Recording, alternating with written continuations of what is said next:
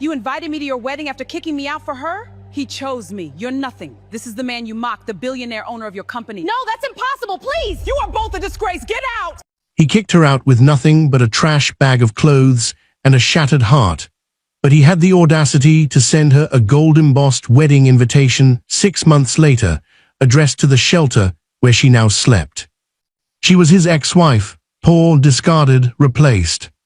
But before we talk about her, we need to talk about the woman he replaced her with. The rich, arrogant mistress had one unbreakable rule she lived by every single day: never acknowledge anyone beneath her. She enforced it at galas. She enforced it in boardrooms. She enforced it in the gleaming lobby of the $70 billion company she worked for, sweeping past janitors without a glance, publicly humiliating a delivery man in front of colleagues who stood frozen in second-hand shame, and once, on a cold Tuesday morning, having a homeless man physically removed from the steps outside the building because, she told security with a perfectly manicured wave of her hand, he was bad for the company's image. She stepped over him on Mondays. She reported him on Wednesdays. She never once looked at his face.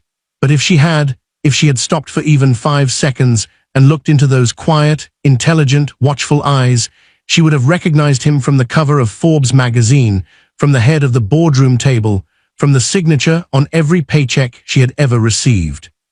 Because that homeless man on those steps, he didn't just work for the $70 billion company. He owned it. But he wasn't sitting on those steps by accident. He was watching. He was always watching, studying character, the way most billionaires study balance sheets, because he had learned long ago that a person's true worth is never revealed in a boardroom. It is revealed in how they treat someone who can do absolutely nothing for them. And there was one person who passed those steps every morning who always stopped. She never came in a luxury car. She came on foot, in worn shoes that had outlived their season, carrying a small container of whatever she had managed to prepare the night before, but she always came. Every morning, without fail, without expectation, without knowing, even for a single second, who he really was. She was the ex-wife, the one her ex-husband had called too poor, too plain, too small for the life he believed he deserved, the one he had kicked out to make room for his rich, arrogant mistress on the same evening he changed the locks, the one who went from a warm home to a shelter cot in less than 24 hours, but who never once, not on her worst morning, stopped feeding a stranger who had even less. God sees everything, child, the homeless man told her quietly one fog-covered morning as she pressed the warm container into his hands. She smiled and thought it was comfort, but it was prophecy. Because across the city, someone else had been watching too, someone who had been silent for 6 months, who had flown across the country in quiet fury the day her son chose his mistress over his wife, who had spent those 6 months searching, discovering, and uncovering a truth so staggering that when she finally found the right moment to act, she didn't send a message. She boarded a billionaire's jet. His mother arrived at that wedding the way justice always arrives, not loudly, not early, but precisely on time, seated beside the most powerful man in the room, stepping through those wedding doors in a moment that witnesses would later struggle to describe without their voices breaking. The groom's own mother, on a billionaire's jet, with the homeless man he had stepped over, dressed now in a suit that cost more than the wedding venue. The room stopped breathing. The ex-husband saw him first, and what he did in that moment was something no one who was there would ever forget. Then the mistress turned, and when she recognized the face of the man she had ordered removed from the sidewalk, the man whose company paid her salary, approved her title, and owned the very building she had performed her arrogance in, what she did was unthinkable. But the question that will stay with you long after this story ends is not what they did. It is what his mother did, and why she chose that exact moment, and what she said to her son, quietly, slowly, looking him directly in the eyes that made grown men in that room look away. This is a story about what happens when a good woman is underestimated by everyone except the one person who mattered most. It is a story about the kind of arrogance that digs its own grave and the kind of kindness that builds its own throne. It is a story about karma so precise, so beautifully timed, that you will finish it and sit in silence for a moment before you can speak. What would you have done if you were her, handed a trash bag and a shelter cot by the man you loved? Would you have fed that homeless man? Would you have shown up to that wedding? Dear viewers, this story will teach you something that no school ever puts on a curriculum, that how you treat people when you have nothing reveals everything about who you truly are, and that the universe keeps a record that no one can delete. You will learn why kindness is never weakness, why arrogance always carries an expiration date, and why the people the world overlooks are often the ones holding the keys to everything. Watch till the very end, because every scene will surprise you. Drop in the comments the biggest lesson you take away, and tell me, what would you have done differently if you were in her shoes? Subscribe now for more stories that entertain, inspire, and stay with you long after they end. The shelter on Greystone Avenue smelled like industrial detergent and reheated soup, but to Alina Briggs, it had become the most honest place she had ever lived. Honest because no one here pretended. No one dressed up disappointment in expensive packaging or smiled at you while planning your removal. The women on her row of cots had lost things, husbands, houses, health, hope, but none of them had lost the ability to look each other in the eye, and Alina had come to understand, in the quiet humiliation of her first weeks there, that eye contact was a luxury she had taken for granted her entire married life. She had been married for 7 years to Daniel Briggs. 7 years of building, of working double shifts at the hospital records office while he climbed the corporate ladder she had believed was theirs together, of skipping vacations so they could invest in the townhouse on Carmichael Street, of ironing his shirts at 5 a.m. and leaving his coffee on the counter before she slipped out the door. 7 years of being the quiet foundation beneath a man who, it turned out, had been building something else entirely, a second life, a polished and glamorous parallel existence with a woman named Victoria Channing, who was everything Daniel had decided Alina was not. Victoria was a senior executive at Hargrove and Stone, one of the most prestigious firms in the country, housed in a glass tower downtown, the kind of building that made people feel important just by walking through its doors. She wore her success the way some people wear weapons. She had once told Daniel, in the early weeks of their affair, in words he later repeated to Alina during the conversation that ended their marriage, that a man of his potential deserved a woman who matches his ceiling, not one who is comfortable with his floor. Alina had stood very still when he said that, but something inside her, something she would not identify for months, quietly noted every single word. The divorce was swift. Daniel had a lawyer. Alina had a legal aid volunteer with a broken briefcase clasp. The townhouse on Carmichael Street, the one she had scrubbed and painted and mortgaged her weekends for, went to Daniel, because Victoria had already moved her things into the master bedroom before the papers were signed, and possession, as Alina's volunteer lawyer explained with genuine apology, carried weight in these proceedings. She left with a trash bag. Daniel held the door open. He did not meet her eyes, but he did check his watch, because Victoria had made a dinner reservation and he didn't want to be late. That was 6 months ago. Now Alina sat on her shelter cot on a Tuesday morning in November, holding a gold-embossed envelope that had been delivered to the front desk, addressed in Daniel's unmistakable handwriting. The same careful, architectural script she had once found charming, the same hand that had signed the divorce papers without trembling. She opened it slowly. Mr. Daniel Briggs and Ms. Victoria Channing request the honor of your presence at their wedding celebration, Saturday, the 14th, at the Grand Callaway Hotel. She read it 3 times, but she did not cry. She had used up that particular resource in the first month. And what had replaced, it was something quieter and far more durable, a kind of cellular clarity, a stripping away of every illusion she had ever held about who Daniel Briggs actually was. What she felt, sitting on that cot with the gold envelope in her worn hands, was something closer to recognition. Of course, some deep part of her said, of course he did. She set the invitation on the cot beside her and reached for the small container she had prepared the night before, rice and black beans, seasoned carefully with what little she had, wrapped it in a cloth, and pulled on her coat. Because it was morning, and morning meant the steps outside Hargrove and Stone. She had first noticed the homeless man 3 months ago, sitting on the granite steps of the glass tower on Meridian Avenue, wrapped in a grey blanket, never aggressive, never loud, just present in the particular way that truly still people are present, as though they are watching something the rest of the world is moving too fast to see. She had stopped without thinking. She had offered what she had. He had accepted with a dignity so complete it had momentarily disoriented her, because it was the dignity of a man who was doing her a favor by receiving. She had come back the next morning, but she still did not know his name. What she did not know, what she could not have imagined standing there on those cold granite steps with her container of rice and beans, was that the man beneath the grey blanket had, just 3 years prior, signed the deed that made him the sole owner of Hargrove and Stone. And he had not forgotten a single morning she had come.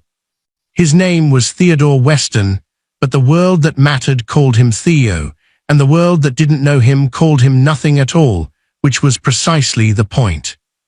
3 years ago, Theodore Weston had walked out of the glass tower on Meridian Avenue in a $4,000 suit, stepped into a waiting car, and disappeared from public life so completely that his own board of directors had spent 6 weeks in emergency session trying to locate him. The press had theories. The financial blogs had wilder ones. But the truth was far simpler and far more devastating than any of them had imagined. He had lost his son. Marcus, no, the boy's name was Colin. Colin Weston, 24 years old, bright as a solar flare, with his father's watchful eyes and his mother's stubborn laugh. Colin had been killed by a drunk driver on the interstate on a Wednesday evening in October. Returning from a job interview, he had insisted on attending without his father's connections, because he wanted, more than anything, to know that what he built was his own. Theodore had stood at that graveside in the rain and felt the $70 billion mean nothing, less than nothing. He had built an empire with these hands, but he had not been holding his son's hand when it mattered. He had been in a boardroom in Singapore, closing a deal that added another wing to an already incomprehensible fortune, while Colin drove alone on an October interstate and never came home. The grief did not break Theodore Weston, but it rearranged him entirely. He had spent the first month in his penthouse, surrounded by the architecture of success, the art, the views, the silence that expensive things maintain, and understood for the first time that he had built a monument to achievement and forgotten to build a life inside it. He had given Colin everything except his unhurried presence, and the boy had gone out into the world quietly determined to prove he didn't need it. And now, there was no more time to do it differently. On the 40th day after Colin's funeral, Theodore Weston put on the oldest clothes he owned, folded a grey blanket under his arm, and walked to the steps of his own building.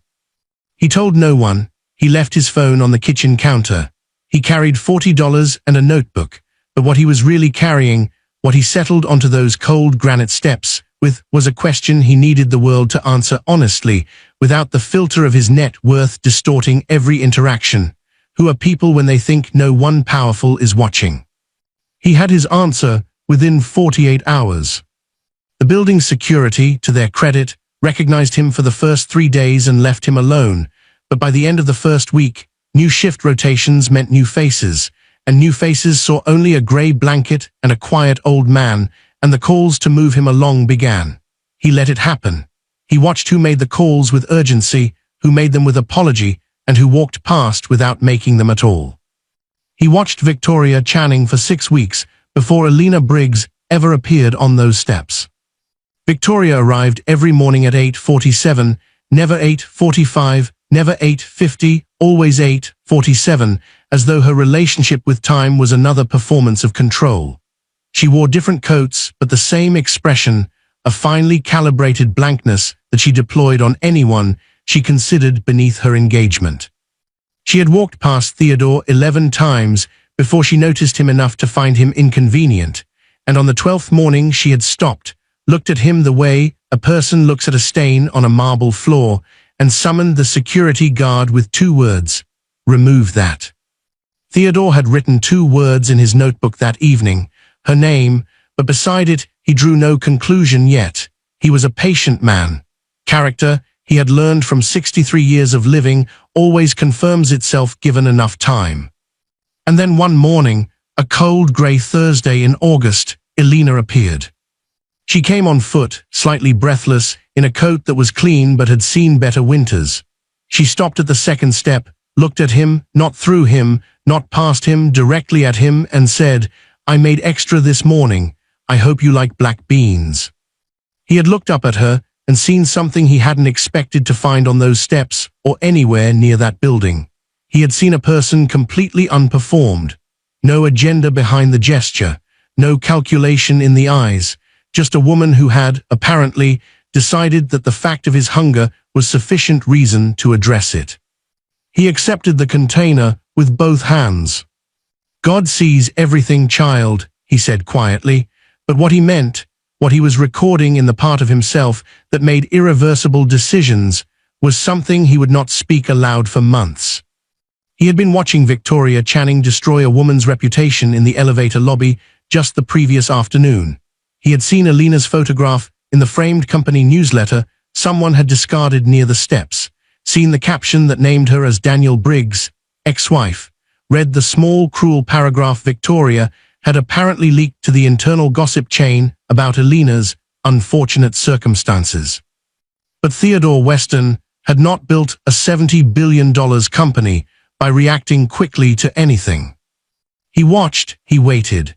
He let Elena feed him every morning for 3 months, never revealing himself, never disrupting the purity of her kindness by introducing the complication of his identity.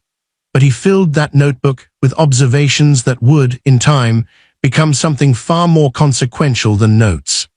He filled it with a plan. And on the morning, Elena arrived at those steps with a gold-embossed wedding invitation folded in her coat pocket, her hands steadier than they had any right to be, her eyes carrying that particular clarity of a woman who had finished grieving and started thinking. Theodore looked at her for a long moment after she handed him his breakfast. "Are you going?" he asked quietly. It was the first personal question he had ever directed at her. She looked at him with something between surprise and exhaustion. "I don't know," she said honestly, but her jaw said otherwise. Her jaw said she had already decided, she just hadn't admitted it to herself yet. Theodore nodded slowly and looked back toward the glass tower, but his eyes were not seeing the building. He was already making a phone call in his mind, to a number only 4 people in the world had, to a woman who had been waiting 6 months for exactly this kind of news. Elena did not see him reach, slowly and deliberately, into the grey blanket and retrieve a phone that no homeless man should have owned. She was already walking away, her worn shoes carrying her back toward Greystone Avenue, back toward the shelter, back toward the cot, where a gold invitation was waiting to be answered.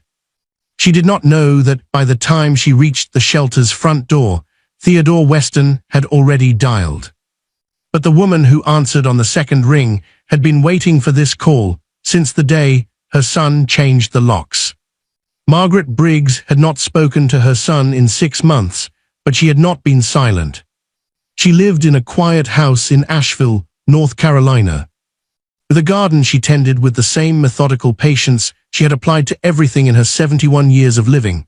But the morning Daniel had called to tell her he was marrying Victoria Channing, she had set the phone down on the kitchen counter mid-sentence, walked to her garden, pulled every weed she could find with her bare hands, and then come back inside and booked a one-way flight that she later changed to a return, because leaving permanently, she decided, was too clean an exit for what she was feeling.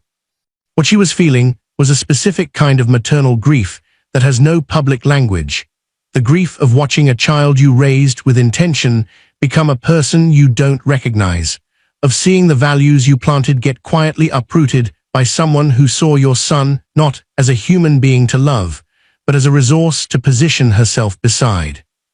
She had met Victoria Channing exactly once, a dinner Daniel had arranged with the careful staging of a man who needed his mother's approval but had already decided he wouldn't be governed by it. Victoria had arrived 20 minutes late, apologized to Daniel only, and spent the evening speaking exclusively about things that established her superiority, her title, her salary, her circle, the places she had traveled, the people she knew. But she had never once asked Margaret a single question. Not one. She had looked at Daniel's mother the way she apparently looked at everyone she categorized as beneath her, with a politeness so thin it was almost more insulting than open dismissal. Margaret had driven home that night and called Elena. "I don't know what's coming," she had told her daughter-in-law, "but I want you to know that whatever it is not a reflection of your worth. Do you hear me? Not one syllable of it." 3 weeks later, Elena was on a shelter cot. Margaret had arrived at the shelter on a Tuesday unannounced, with a casserole dish and the particular expression of a woman who had decided that casseroles were the only socially acceptable way to deliver rage. She had sat beside Elena's cot and held her hands and said nothing for a long time, because sometimes the most honest thing a person can offer is the willingness to sit inside someone else's pain without trying to renovate it into something more comfortable. But Margaret Briggs was not only a woman of comfort, she was a woman of action, and in the 5 months since that shelter visit, she had been quietly, methodically, doing what she did best. She had been finding things out. She had a friend, Dolores, 73, former corporate paralegal, with a memory like a steel filing cabinet and a network of retired professional women who between them had worked in nearly every significant institution in the city. Dolores had spent 30 years at the kind of law firms that handled the affairs of the extraordinarily wealthy, and when Margaret described Victoria Channing and Hargrove and Stone over the phone, Dolores had gone very quiet in a way that meant she was already searching her mental archives. "Hargrove and Stone," Dolores had repeated slowly. "You know who owns that company, don't you?" Margaret had not known, but she had written the name down the moment Dolores said it, Theodore Weston, and spent the following week reading everything she could find, which was considerable, and then suddenly nothing, because 3 years ago Theodore Weston had vanished from public life as completely as a stone dropped into deep water. She had filed that name in the back of her mind like a held card.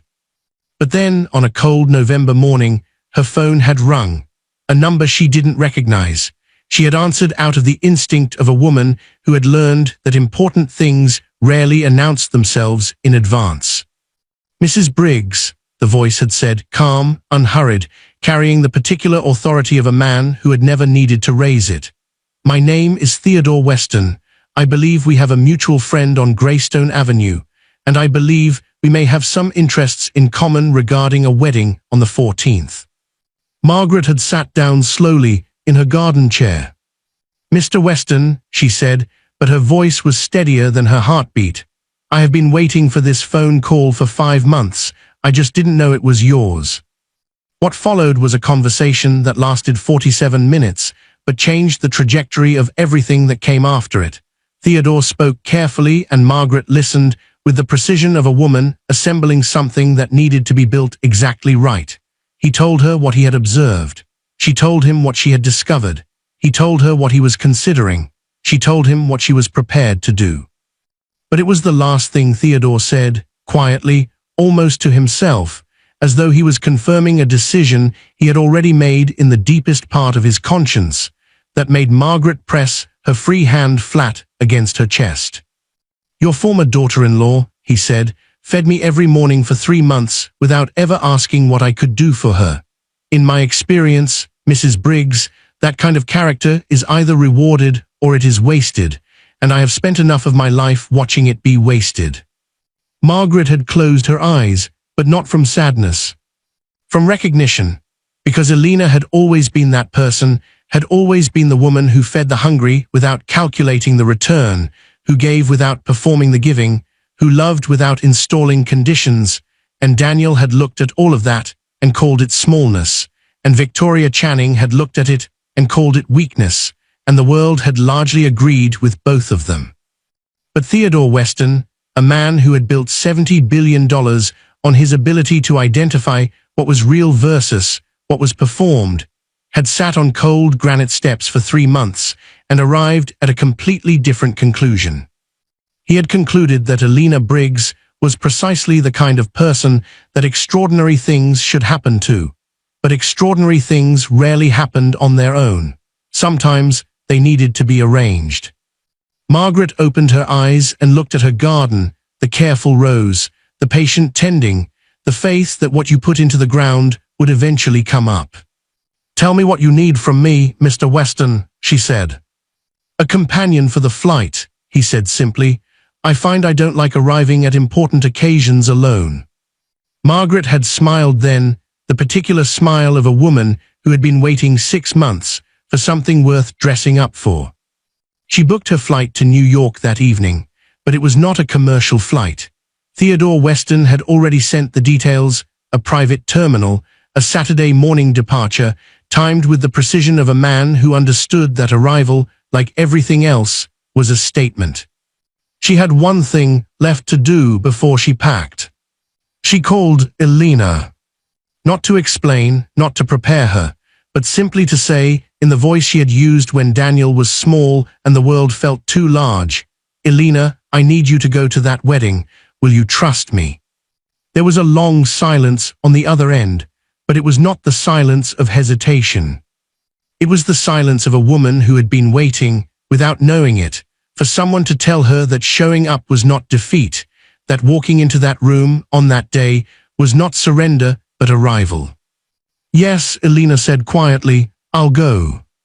She did not know about the jet.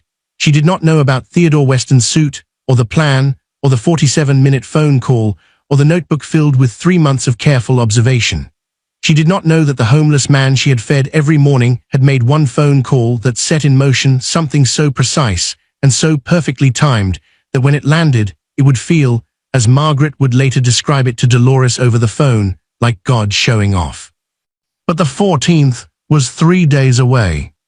And in the glass tower on Meridian Avenue, Victoria Channing was finalizing seating arrangements for a wedding she believed she had already won.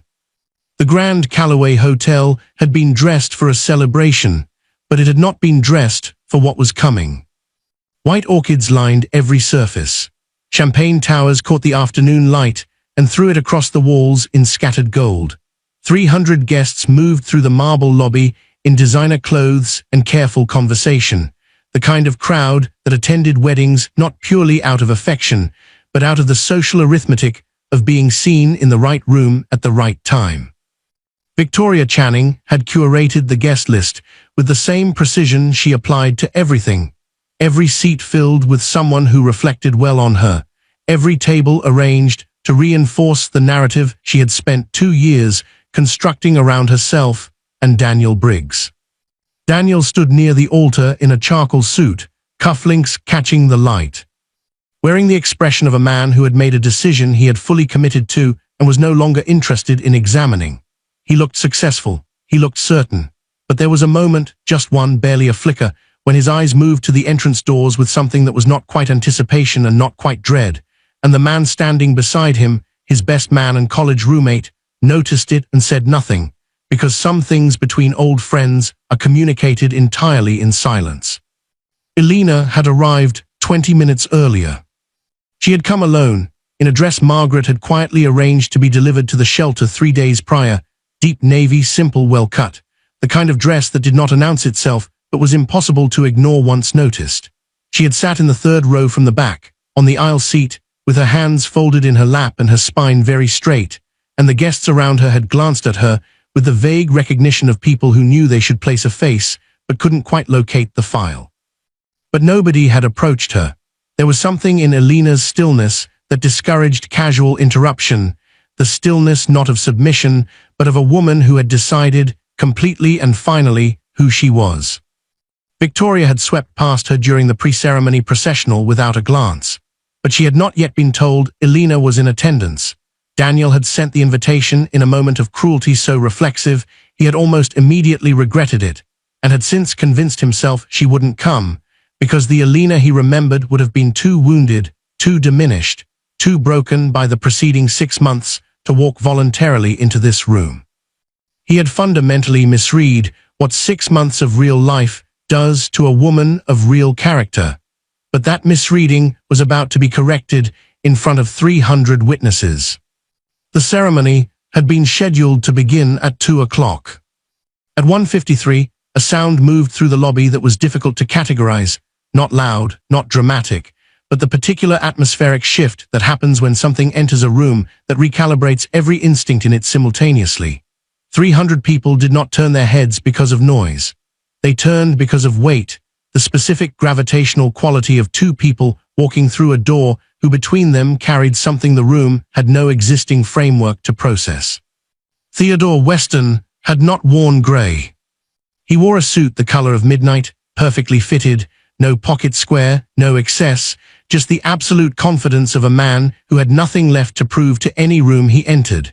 He walked with the unhurried deliberateness of someone who owned not just the moment, but the building's mortgage. But it was not his suit or his bearing that first stopped the room. It was Margaret Briggs walking beside him in a deep burgundy dress, her silver hair pinned with the precision of a woman who had prepared for this moment the way generals prepare for the final decisive engagement, completely, without sentiment, with the calm of someone who knows exactly how it ends. She was the mother of the groom, but she had arrived on a billionaire's jet, with a man no one in this room had seen coming, and the expression on her face was not the expression of a mother arriving to celebrate her son's wedding.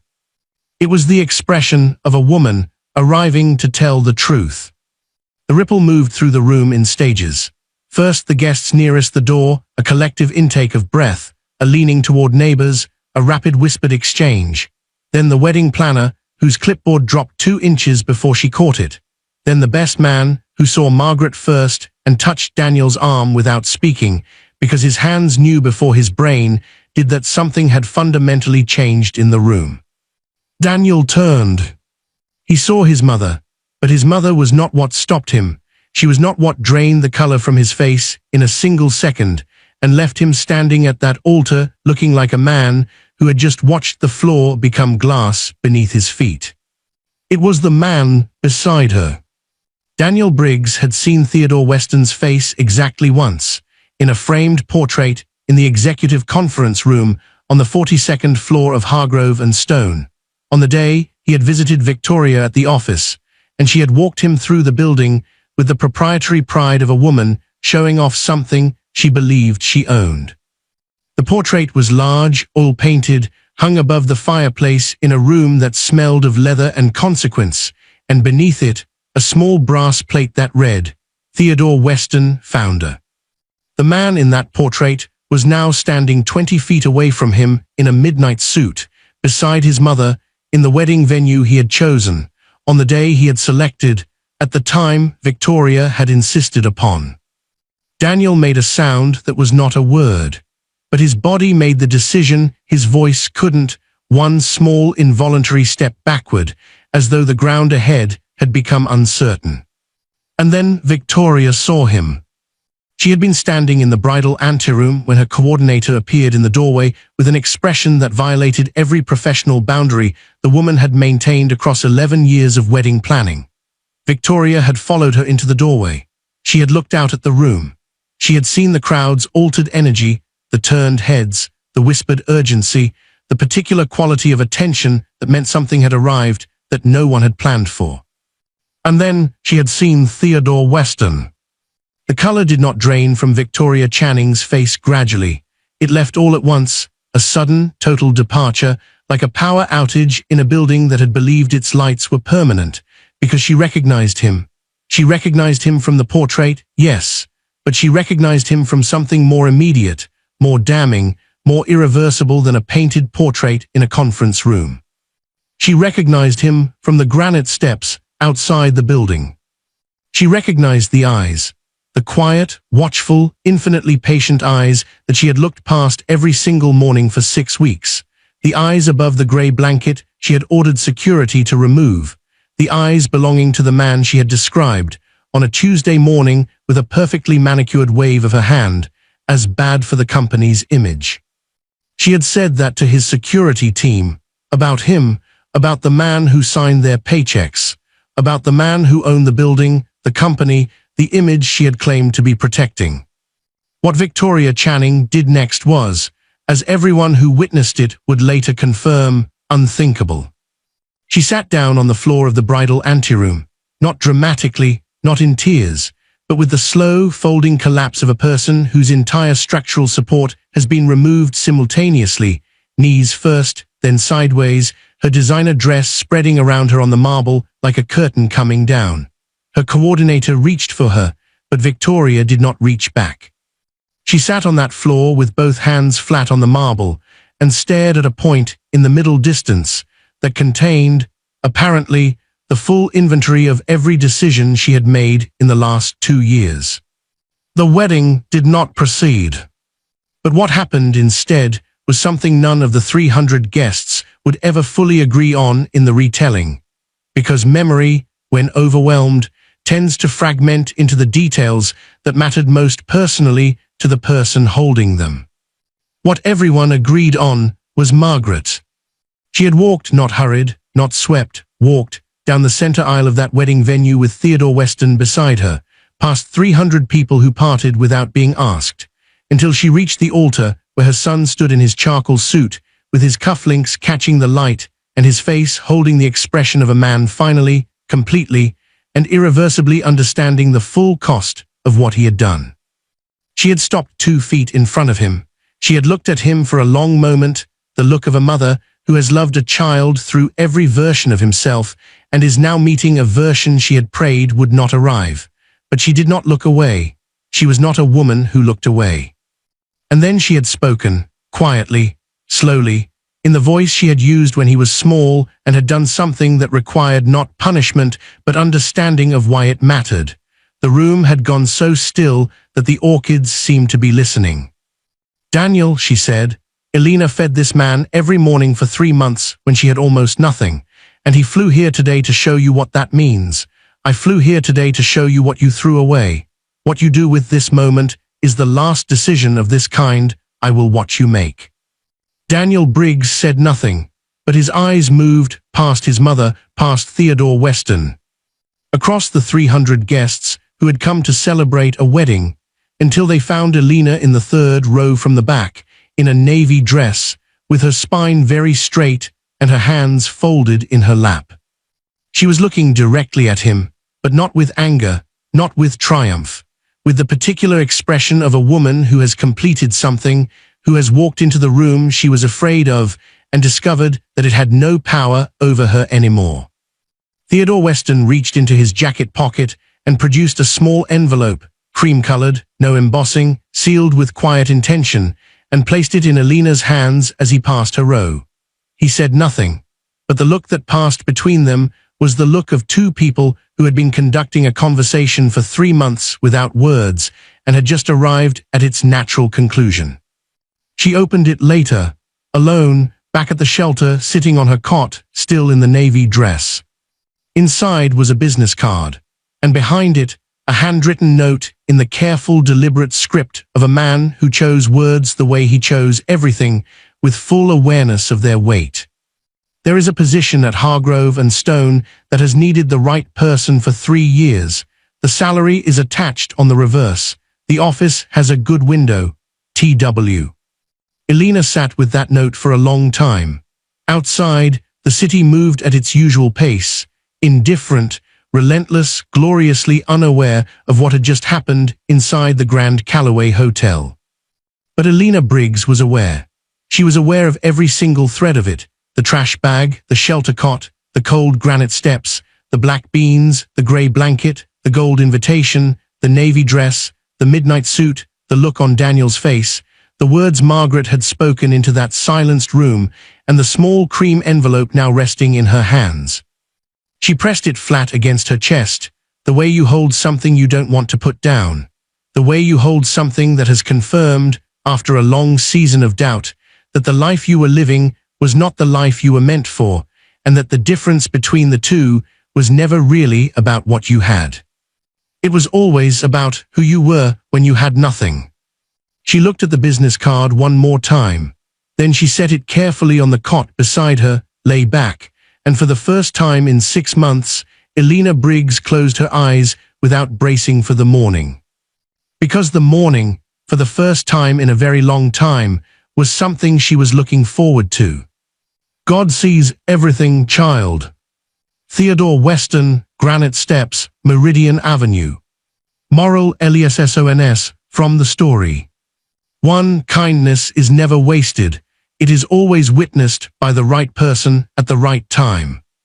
Elena fed a homeless man with almost nothing in her hands, and that single act of consistent, unperformed kindness became the seed of her complete restoration. 2. Arrogance always builds the instrument of its own destruction. Victoria Channing's cruelty was so precise, so documented, so witnessed, that when the reckoning came, she had personally handed it every tool it needed. 3. The people who walk away from you in silence are often the ones who see the most. Margaret Briggs said nothing for 6 months, but she was never still. Quiet is not the same as inactive, and a mother's love, properly directed, is one of the most powerful forces in any room.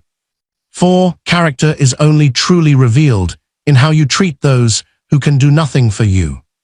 Theodore Weston built $70 billion on this single principle, and it never failed him. 5. What looks like your lowest season is often your most important one. The shelter, the cot, the worn shoes, the trash bag, none of it was the end of Elena's story. It was the soil.